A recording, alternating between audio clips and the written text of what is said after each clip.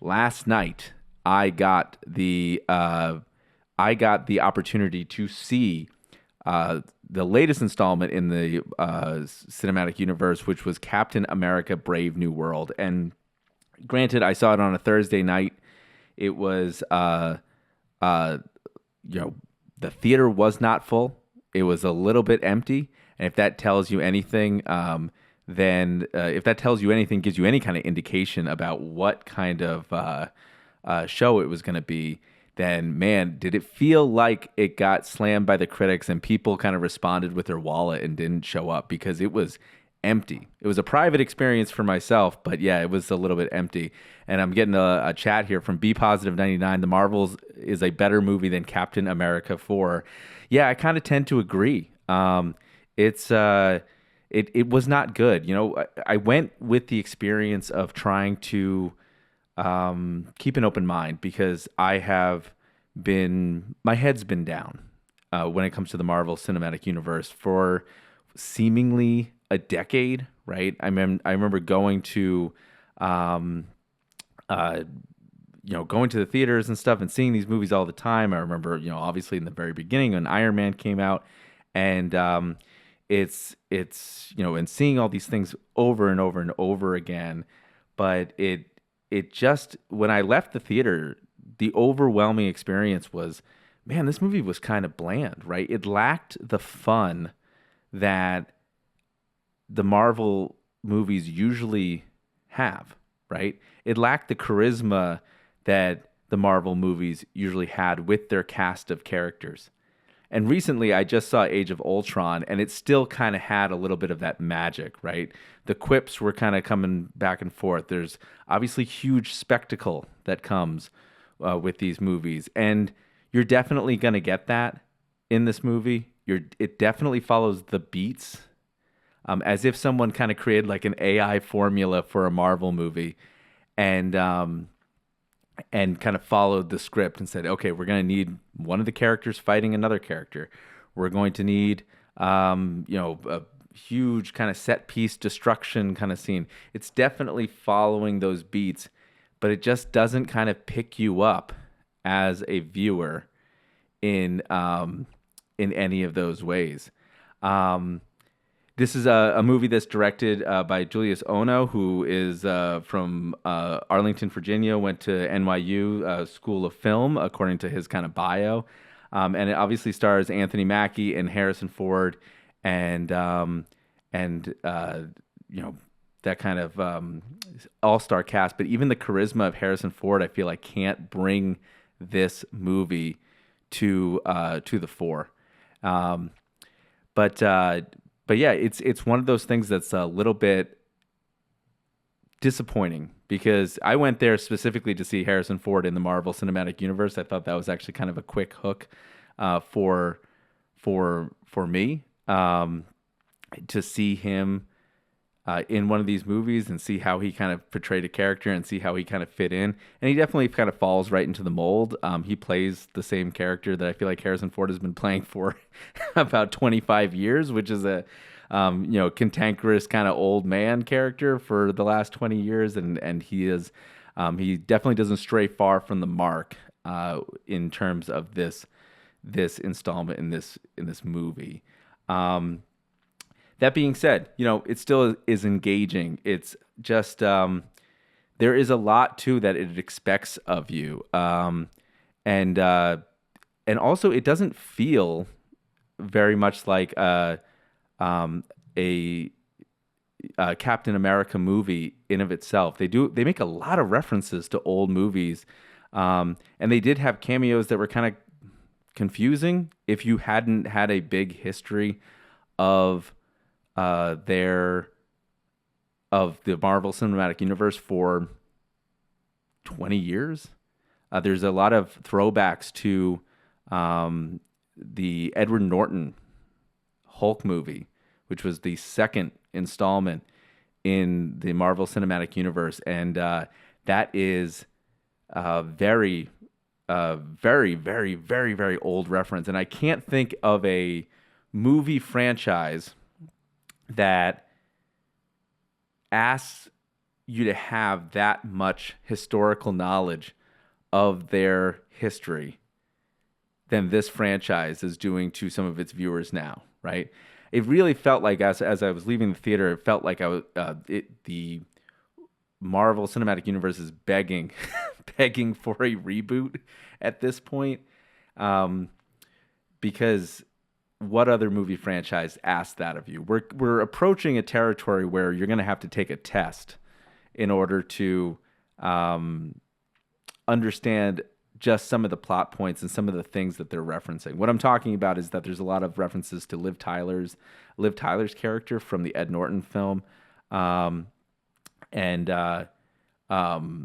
and she kind of comes back. But if you don't have that historical knowledge, you're like, what is this character? Even myself being down, my head being down for 10 years and not, and Bucky coming back, I'm like, isn't this the enemy from Winter Soldier? It really feels like you have to kind of sit down, have an isolated, 3-week vacation just to kind of go through all of the actual spin-offs and the movies and the episodes and the things that you need to kind of catch up on in order to really feel like you're intertwined and really in the know with this franchise anymore. And they rely a lot on those things in order to kind of pull on your heartstrings, but it doesn't work because I feel like it's just been too much time, right? The investment is no longer there in some of these older characters 20 years down the line. You have a new set of viewers that either have gone back and watched those old movies or, in our case, there were a couple, as a family with young kids in front of me. Those kids are not going to know those references. I mean, those movies came out in 2009, right?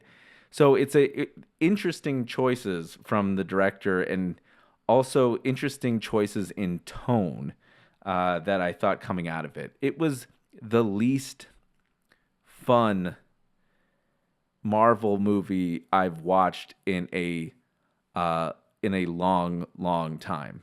It didn't feel like a comic book. It felt like it hinged on drama from the very conceit of the movie, of the president being involved and the president under attack and all this kind of stuff that Captain America had to deal with. It kind of felt like it carried a heaviness throughout the film that was only punctuated by certain jokes going down the line, but it didn't necessarily make you feel light. It didn't make you feel like you were watching a theme park ride, as Martin Scorsese, called it one of those times.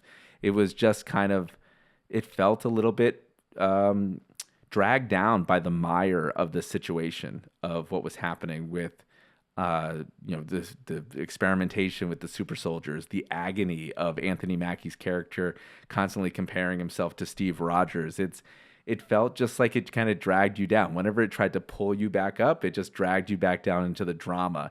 And I don't know if people tend to go to Marvel films for that feeling.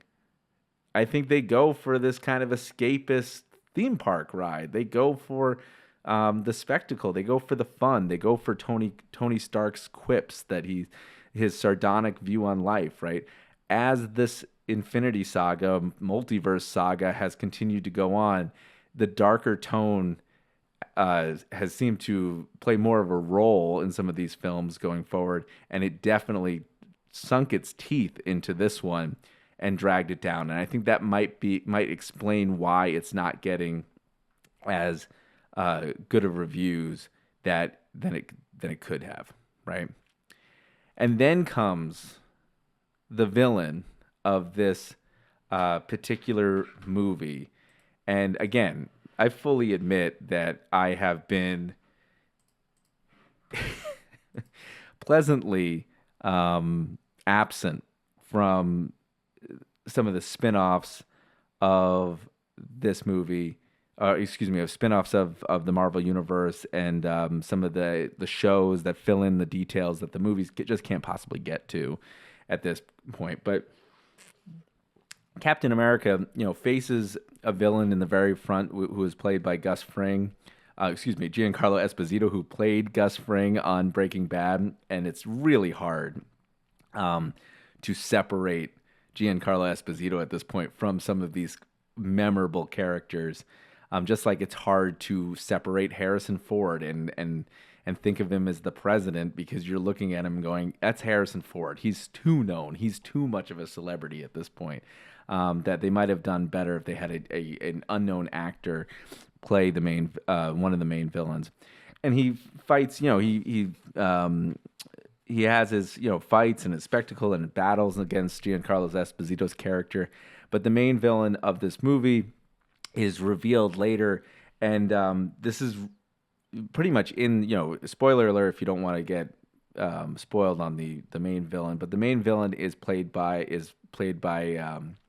a character called Samuel Stearns, who plays the Marvel character The Leader. Now, I have a picture of The Leader here, and I'm bringing this up for a point here. Let me see if I can get this picture up. Because I had to look up who The Leader was. Because when he's presented in this movie, he is presented in a way that makes you think that viewers are going to know who this is, as if it's the Joker from the Batman, as if it's Lex Luthor from Superman. When he's presented, I kind of had to do a double take a little bit, going, are we for real at this point? Have we reached the boundary of the outer fringes of Marvel characters? Or is this character fairly well known and maybe I'm just not in the know? And I'll leave it up to you guys to tell me. But this is just a simple Google search of The Leader. And you can see here the Nerd has like a quick picture here of the Leader plus the characterization in the movie in Brave New World. Seems like he had gamma ray exposure and his brain got very, very large. He assisted the president in this movie. And his biggest superpower at this point is just knowledge. And I feel like at this point, we've really reached the apex of bad writing in the Marvel universe. I mean, I know math as a superpower can scare away a lot of American demographics because education always seems to be something scary in this country.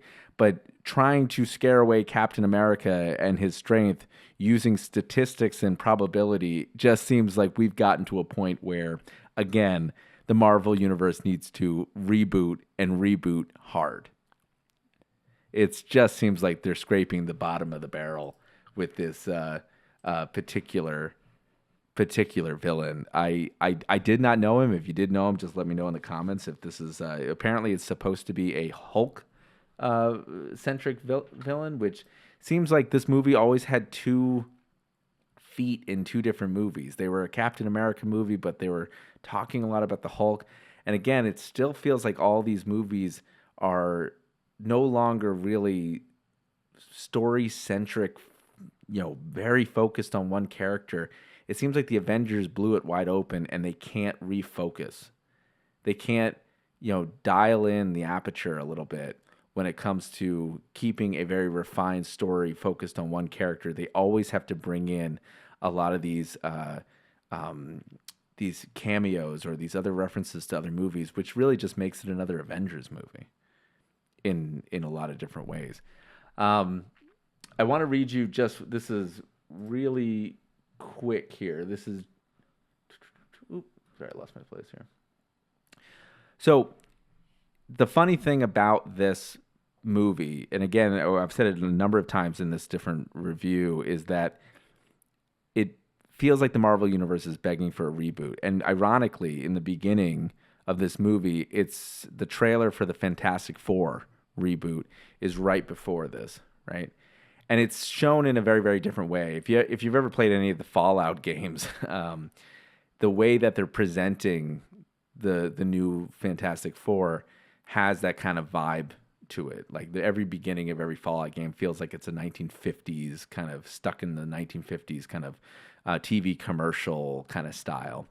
And that franchise is getting a reboot. And because of that reboot, right, it's rekindling that interest in whether they can top what they did back in the early 2000s with the Jessica Alba cast, the Chris Evans cast, and also seeing what they can do with a different stylistic approach to this familiar story. How do they weave the Fantastic Four into this cinematic universe?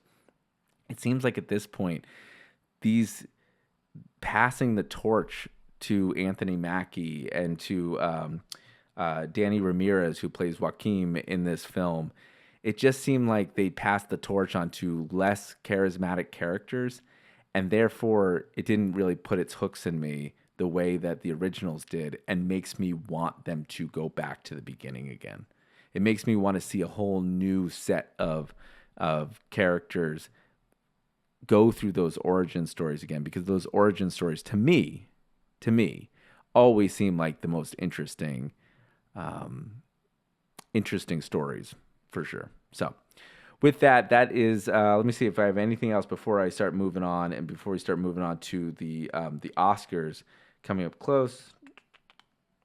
Yeah, again, I mean, I just want to reiterate that point too. It's like